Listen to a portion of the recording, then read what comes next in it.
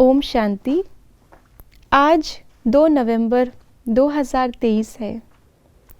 आज की साकार मुरली में बाबा ने हम बच्चों को अटेंशन रखने के लिए कहा है। अटेंशन किस पर? श्रीमत पर। क्यों?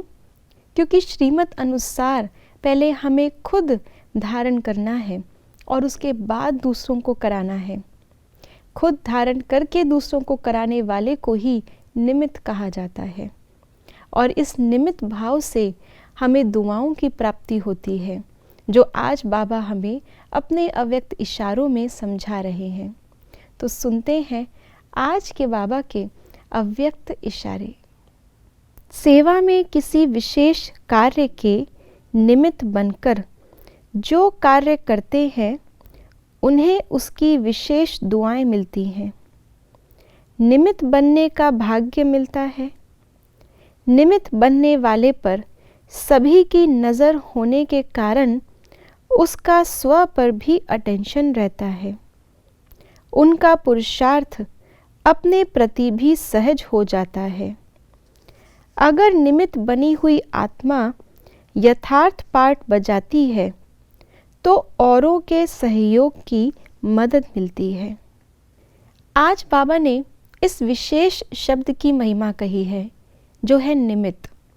इस शब्द का वास्तविक प्रैक्टिकल स्वरूप हम संगम युग पर ही देख सकते हैं, जब स्वयं करण करावनहार शिव बाबा आकर के हम आत्माओं को ऊंचा उठाते भी हैं और हमारे द्वारा सबका उद्धार कराते हैं। वास्तव में निमित्त बनने का अर्थ इंचार्ज या हेड बनना नहीं है, लेकिन निमित्त बनने का अर्थ है सर्वेंट, इंस्ट्रूमेंट, देह भान से बिल्कुल रहित, मैंपन से बिल्कुल रहित, कराने वाले की स्मृति में सदा रहने वाला। और इसके आज बाबा ने हमें कई फायदे बताए।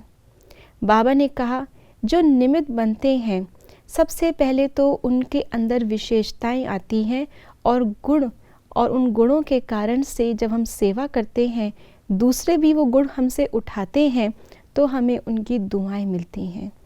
तो ये विशेषता हमारे अंदर परमात्मा तब भरेंगे जब हम उनकी समझ करके उन्हें आगे कार्य में लगाएंगे। अगर अपनी ही समझ के लगाएंगे तो फिर हम खुद ही उसको क्रिएट करने के लिए खुद रिस्पॉन्सिबल हो जाते हैं। लेकिन बाबा की दी हुई है, मैं निमित्त हूँ, तो देने वाला तो सदा और भी देगा। दूसरा बाबा ने कहा कि जो निमित्त बनता है उसको बहुत सहज श्रेष्ठ भाग्य मिलता है। श्रेष्ठ भाग्य परमात्मा का राइट हैंड बनने का। अगर हम खुद ही हेड बन जाएंगे तो हम हैंड नहीं बन सकते। तो हेड की स्मृति में रहेंगे तो इस श्रेष्ठ भाग्य से हम वंचित रह जाते हैं। साथ ही साथ पुरुषार्थ भी हमारा सहज हो जाता है, क्योंकि बाबा ने कहा जो निमित्त बनता है उसका स्व पर अटेंशन रहता है। जैसा कर्म हम करेंगे हमें देखकर और करेंगे। भले ही दूसरा कोई गलत कर्म कर रहा है, लेकिन अगर मैंने अपने आप को निमित्त समझा है तो उसके गलत कर्म से मैं प्रभावित ना हूँ, लेकिन मैं उसके रिएक्शन में ना करके उसके रिस्पॉन्स में उसको भी सही कर दूँ।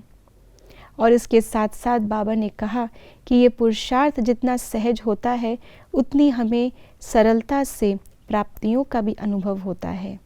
इसलिए विशेष अगर हमें सबको दुआएं देनी है तो जैसे बाबा सबको देख करके सबका उद्धार करने के लिए आए हैं, वैसे ही मैं भी निमित्त हूँ। और इस निमित्त भाव से जब हम सेवा करते हैं, व्यवहार में आते हैं, तो सहज ही सबकी दुआएं लेने का रास्ता भी स्वतः खुल जाता है। ओम शांति।